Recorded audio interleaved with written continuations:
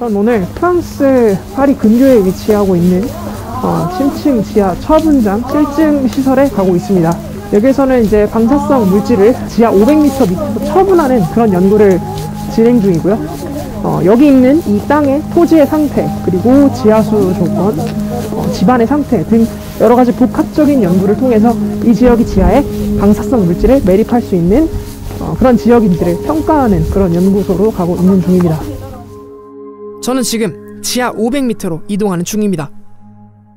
이곳에서는 높은 위험 수준의 방사성 폐기물을 처리하는 방법을 연구하고 있죠. 이와 같은 연구를 왜 이렇게 깊은 지하에서 이행할까요? 이곳에서는 지금 무슨 일이 일어나고 있을까요?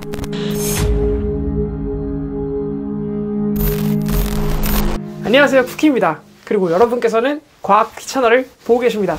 여러분께서 지금 보고 계신, 그러니까 제가 올해 초에 직접 방문했던 이곳은 안드라가 관리하는 CGO 프로젝트의 실증 연구단지입니다. 이곳에서는 원자력 발전소에서 사용한 핵연료, 즉 핵 분열로 사용하고 남은 우라늄 원료를 처리하는 연구를 하고 있습니다. 이 찌꺼기들은 대부분 방사성 붕괴 기간이 오랜 세월 동안 진행되는 물질들로 이루어져 있기 때문에 계속해서 방사선과 열을 방출하는 녀석들이죠.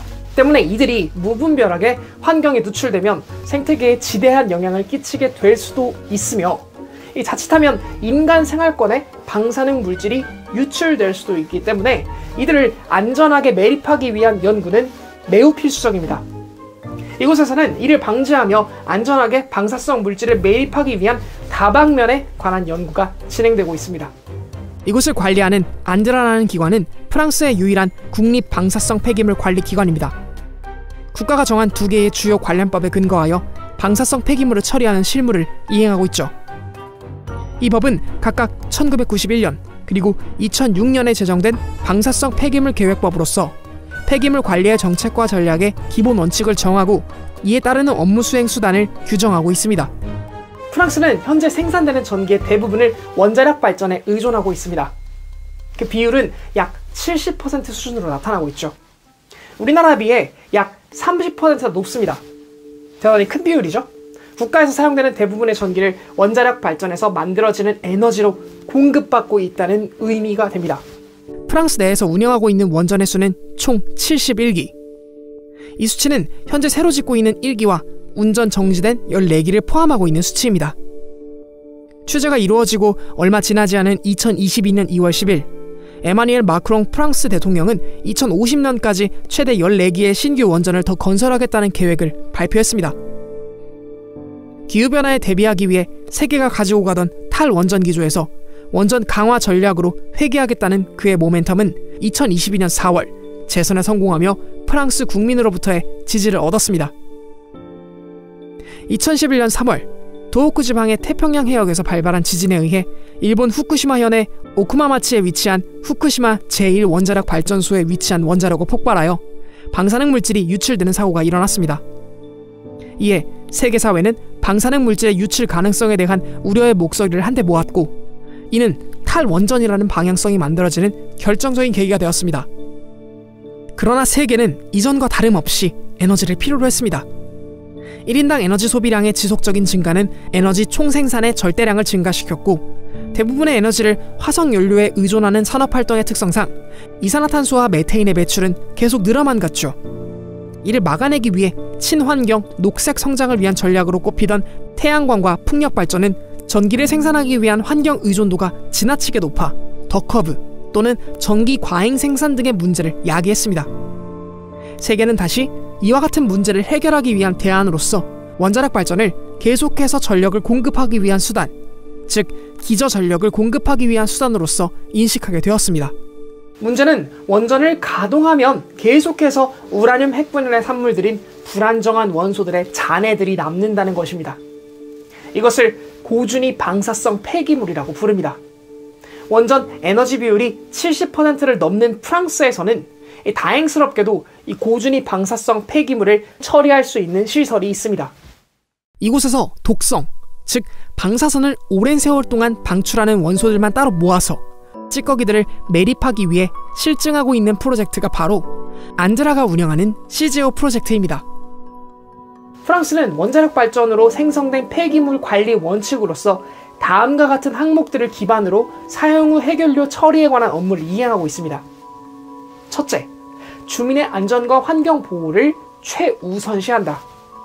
둘째, 고준위 폐기물의 장기적 처리 원칙은 심층 지하 점토장 저장을 활용하도록 한다. 셋째, 사용한 해결료는 재처리, 즉 폐쇄형 루프 방식의 연료 주기를 채택한다. 넷째, 방사능 오염의 위험성이 존재한다고 분류된 지역으로부터 배출되는 물질은 허용 기준 없이 원천 차단하며, 따라서 배출된 물질들은 법규에 의해 방사성 폐기물로 간주, 방사능 수준이 아무리 낮아도 재활용을 금지한다.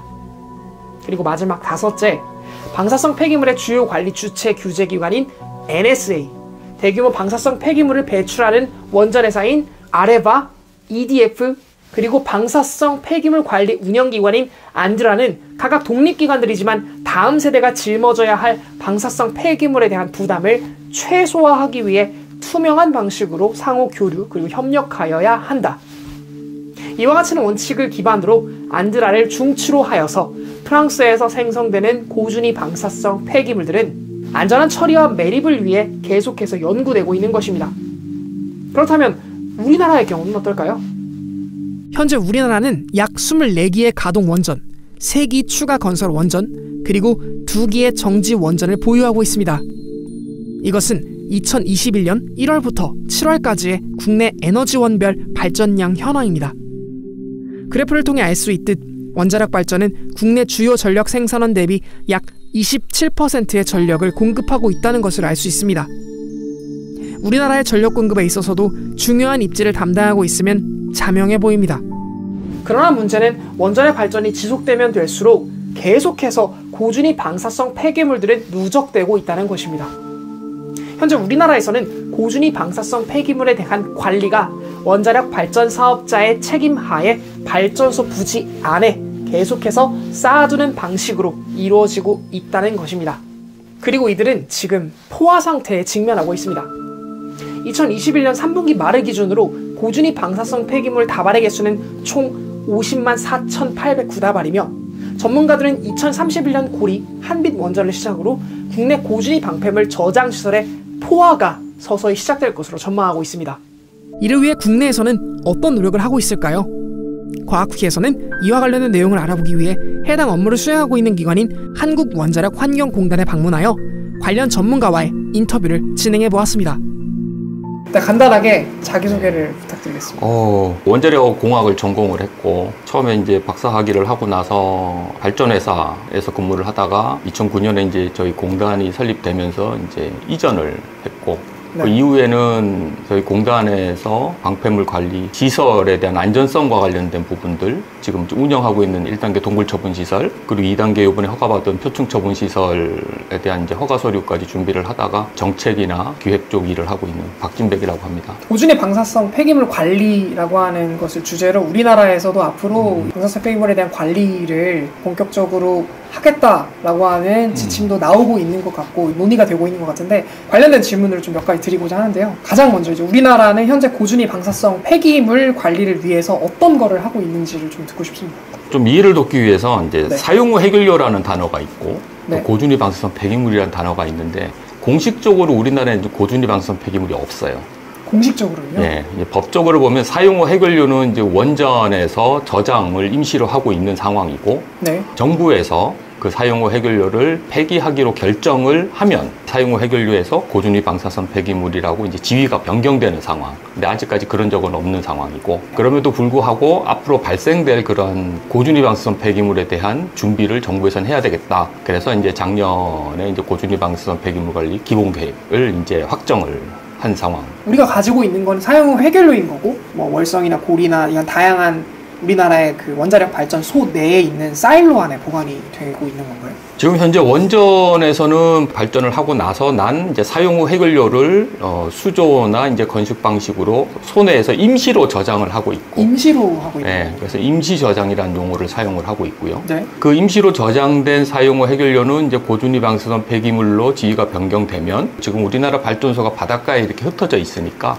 거기 있는 발전소에 있는 사용 후 해결료를 중간 저장 시설을 건설을 해서 한 군데다 모으고, 그리고 나서 영구 처분 시설이 준비가 되면 이제 영구 처분하는, 그게 이제 고준위 방사성 폐기물 관리의 처음부터 끝까지에 대한 내용이고, 정부는 이제 그 단계별로 어떠한 부분들에 대해서 계획을 하고 예산을 투입해야 되겠다.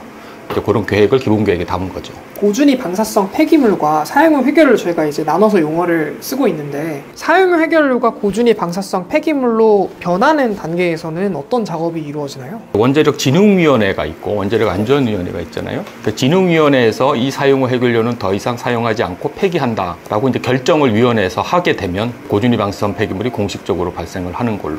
그러면 저희는 그 고준위 방사성 폐기물을 관리해야 하는 그렇죠. 거군요. 예, 예.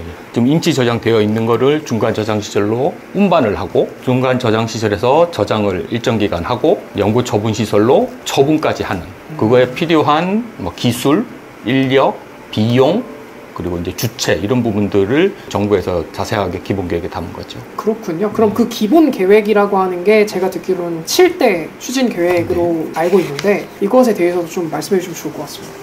7대 추진 과제는 일단 크게 이제 관리시설이라고 했는데, 여기서 관리시설이라고 하는 거는 이제 중간 저장 시설과 영구 처분 시설 두 개가 되는 거고요. 이 시설에 대한 부지를 어디다가 위치를 시킬 거냐, 네. 그러니까 부지 선정에 대한 부분, 네. 그리고 관리시설을 어떻게 건설을 하고 어떤 방식으로 운영할 건가에 대한 부분, 네. 지역에서 유치를 하게 됐을 때 그 지역은 어떻게 지원을 할 것이냐, 그리고 그 과정에서 이제 주민들이 어떻게 참여를 할 것이냐, 정책에 대한 이제 결정 방법에 대한 부분들, 필요한 기술 개발.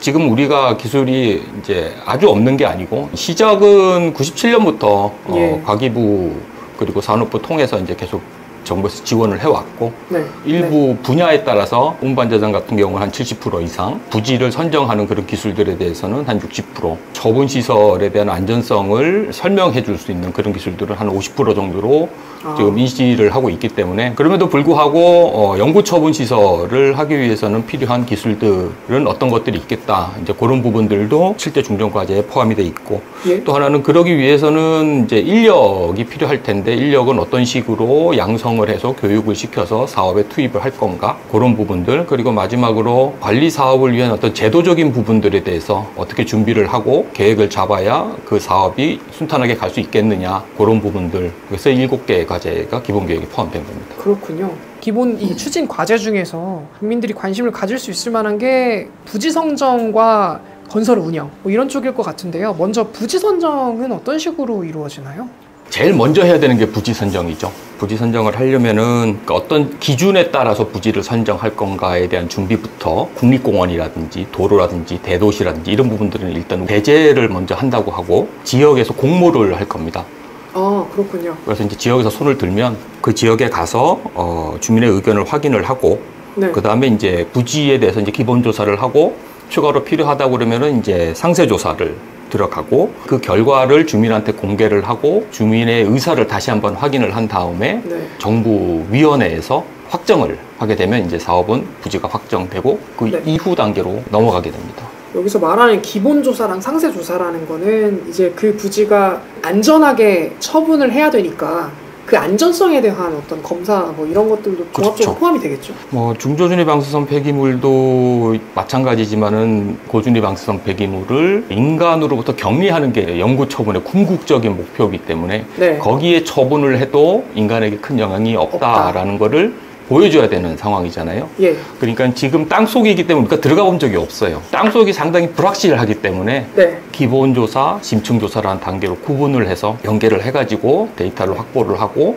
여기다 처분하면은 고준위 방사성 폐기물이 인간으로부터 안전하겠다라는 확신을 가지게 되는 거죠. 그래서 네. 제일 처음 하는 게 이제 지표조사도 하고 땅속으로 들어가서 시추를 해서 조사를 하는 이제 기본적인 조사를 하고, 땅속에 있는 안반이 처분해도 좋을 것 같다라는 판단이 있으면은 그 위치의 심층으로 다시 시추를 해서 조사를 하는, 그래서 그런 절차를 포함해서 선정은 진행됩니다.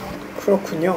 방사능 물질에 대해서 사실 염려하시는 분들이 되게 많잖아요. 예, 예. 그래서 이것이 매립이 된다라고 하면은 아무리 안전하다라고 해도 걱정이 많을 것 같은데 이게 얼마큼 안전하다라고 하는 것들이 있을까요? 그래서 지하에다 연구시설을 먼저 짓습니다. 외국의 이제 지하 연구시설 지은 나라들을 보면 예. 400에서 500m이고 사람이 400m, 500m를 들어간다는 거는 그렇게 흔한 경우는 아니거든요. 쉽지 않죠. 그러니까 지금 땅 위에서 우리가 400m, 500m를 예측을 하는 예. 그런 내용들, 그리고 거기에다가 이제 공학적 방벽을 넣었을 때 네. 방사성 물질이 사람한테 이동하지 않는다. 지하 연구시설을 같은 심도에다가 같은 암종이 있는 데다가 들어가서 처분되는 환경이 유사한 곳에서 필요한 실험들을 하죠. 그래서 그 위치에 우리가 고준위 방사성 폐기물을 처분하고 밀봉을 했을 때 그 안에 있는 방사성 물질이 인간으로 이동을 최대한 지연시킬 수 있느냐. 예. 그리고 공학적 방벽과 같은 것들이 기능을 발휘할 수 있겠느냐. 네.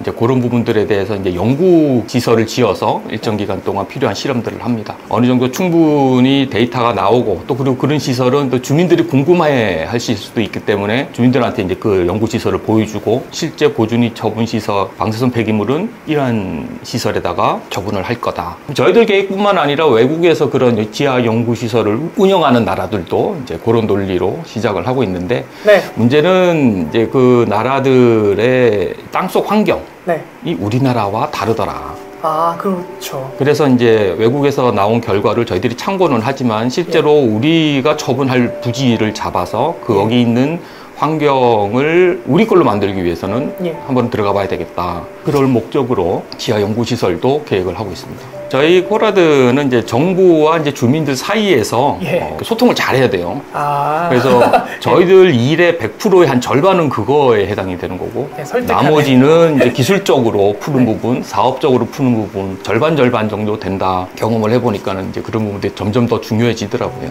천재지변 같은 것도 있을 수 있잖아요. 대표적으로 네. 지진이나 홍수나 지하수의 흐름이나 뭐 이런 것들에 대한 전반적인 걸 다 이제 다루는 그런 영역이라고 생각해 볼 수 있는 거죠. 그렇죠. 안전평가라는 건 이제 처분시설 때문에 예. 지표에 사는 주민들한테 미치는 추가적인 방사선적인 영향이 예. 얼마니라고 물어봤을 때 그거에 대한 답을 논리적으로 근거를 가지고 하는 내용이다. 그러려면은 이제 예측의 문제가 되는 거죠. 그러니까 뭐 정상적으로 처분시설이 운영되고 기능을 몇천 년 이후에 상실을 하더라도 거기서 도달되는 양이 일정 방사선 피폭 설량보다 낮다라는 걸 보여주는 것도 있고 네.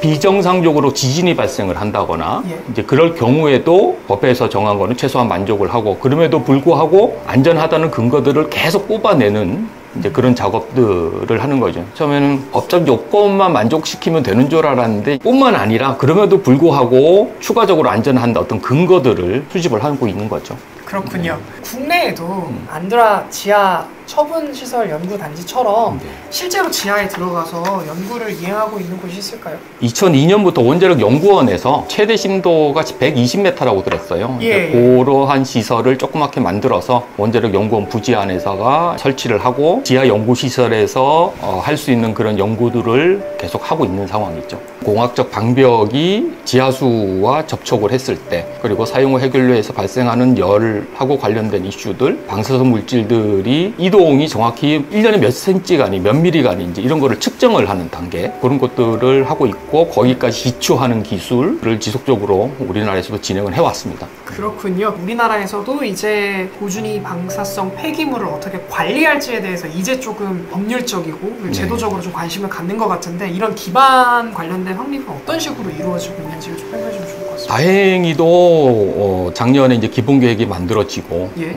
최근에 이제 국회를 중심으로 해서 고준위 방사성 폐기물 관리 특별법을 이제 발의를 하고 계시고 네. 이제 거기 내용 중에는 이제 기본 계획 추진을 위해서 필요한 것들 내용들이 담겨 있습니다. 그래서 네. 언제까지 방사선 폐기물 관리를 진행을 할 거냐 일정에 대한 부분들을 법에 좀 담고 누가 할 거냐에 대한 부분들 그런 주체에 대한 부분들 그리고 부지 선정을 할 때 절차는 어떻게 갈 것이고 원칙은 어떻게 갈 것이고 방법은 어떻게 할 거냐에 대한 부분도 법에서 정하자. 비용하고 관련된 부분들은 어느 이제 비용을 사용을 할 것이냐 이제 이런 부분들을 포함해서 얼마나 쓸지도 또 중요하죠. 그렇죠. 예. 아주 중요한 얘기인데 그래서 그러한 내용들을 법에 담아서 지금 발의가 된 상황. 상황이고 예. 개인적으로는 올해는 이제 그것이 법이 만들어져서 네. 그걸 근거로 해서 사업 추진에 좀 탄력을 받았으면 좋겠다라는 말씀드립니다. 이제 우리나라가 가지고 있는 원자력 발전소에 지금 계속해서 쌓이고 있는 사용료 해결료, 결국에는 고준위 방사성 폐기물이라는 형태로 이제 처분해야 되는 거는 필연적인 것 같아요. 그래서 이제 관련된 지식들을 국민들이 이제 관심을 왜 가져야 되는지 이런 것에 대해서 좀 말씀을 좀 주는 것 같습니다. 방패물 관리 원칙이라는 게 있어요. 뭐 저희 코라드에서도 정부하고 얘기해서 원칙을 6개를 만들었지만은 6개의 근간이 되는 거는 국제원자력기구 IAEA에서 이제 방패물 관리 원칙을 만들었는데 네. 그 6개 원칙을 일단 한번 말씀을 드릴게요. 첫 번째는 일단 국가가 책임져서 관리를 한다. 국민의 건강과 환경에 대한 위해를 방지한다. 투명한 정보 공개와 공감대를 가지고 신뢰성을 제고한다. 그리고 제일 중요한 지금 세대가 관리 책임을 진다. 그리고 고준위 방사성 폐기물 발생하는 자가 비용을 부담한다. 지금 현 세대라는 거는 사용 후 해결료가 발생되고 고준위 방사성 폐기물이 발생되는 그 원자력이라는 시설을 이용을 해서 혜택을 받잖아요. 그렇죠. 그럼 혜택을 본 사람이 지금 우리 세대가 네. 우리 국민이 그래서 관심을 가져야 된다. 아, 그렇군요. 그런 맥락이 있군요. 그렇죠. 네. 윤리적으로 이거를 우리는 지금 모르고 지금 준비를 안 해놓으면 제 아들이라든지 손주 세대들이 그때 가서 해야 되는 상황이 발생을 하니까 네. 지금 우리가 알고 있는 우리가 가지고 있는 걸 가지고 준비를 하자. 그런 측면에서는 이제 관심을 가져주시는 게 맞지 않을까 생각해요. 그렇군요. 100이라는 일이 있다고 그러면 정부와 지역 주민 중간에서 소통을 해서 어떤 신뢰를 쌓아주는 부분들 네. 이 절반이 될 것 같고요. 나머지는 사업을 추진하기 위한 어떤 역량, 기술 개발하고 관련된 부분들도 포함되고요. 네. 그래서 이제 그 부분들이 좀 조화를 이루어서 필요한 기술이 적기에 준비가 돼서 주민한테 설득이 되고 고준위 방패물 관리 사업이 우리나라에서도 이제 진행이 됐으면 좋겠다. 그게 할 일이고 앞으로도 많은 노력을 하도록 하겠습니다. 감사합니다, 팀장님. 원자력 에너지를 이용하고 남은 사용 후 해결료를 아무런 후속 대책 없이 방치했다가는 고준위 방사성 폐기물이라는 형태로 계속해서 쌓여만 갈 것입니다. 그리고 우리는 알게 모르게 이에 대한 책임들이 다 있습니다. 왜냐하면 우리는 지금까지 원자력 에너지로부터 공급받은 일정 비율의 전기를 사용했을지도 모르기 때문입니다. 원자를 확대하든 축소하든 우리는 필수 불가결하게 지속적으로 사용 후 해결료를 만들어낼 것이고 당장 이것을 보관하고 있는 저장 수조들은 점점 포화 상태에 도달하고 있습니다. 이것을 우리는 보다 안전하고 꼼꼼하고 철저하게 처분해야만 함은 에너지를 사용한 우리들의 필수적인 의무이자 책임입니다. 이제 대한민국도 프랑스 등과 같이 이 문제를 직시해야만 합니다. 우리나라에서는 한국원자력환경공단이 이와 같은 문제에 가장 일선에 서서 대책을 강구하고 있습니다. 이 땅을 건강하게 사용할 후손을 위해서라도 우리는 고준위 방사성 폐기물 처분에 대해 신중하면서도 과학적 엄밀성을 동원하여 최선을 다해 처분하는 방법을 강구해야 할 것입니다. 그러기 위해서는 우리 모두가 이 문제에 대해 인식하고 관심 가지며 함께 고민해야 할 것입니다. 과학스키였습니다. 감사합니다.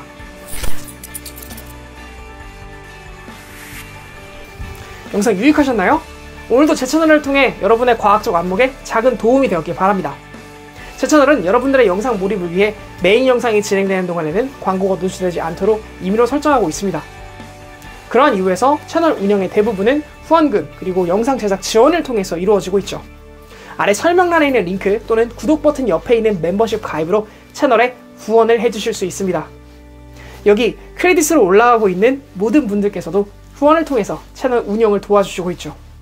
추가로 후원해주시는 모든 분들께는 영상이 제작되는 동안 미공개 영상도 만나볼 수 있도록 도와드리고 있으니 연구자들의 이야기 그리고 영상 속 뒷이야기가 궁금하신 분들께서는 멤버십 가입을 통해서 비하인드 영상을 만나보시는 것도 좋을 것 같습니다.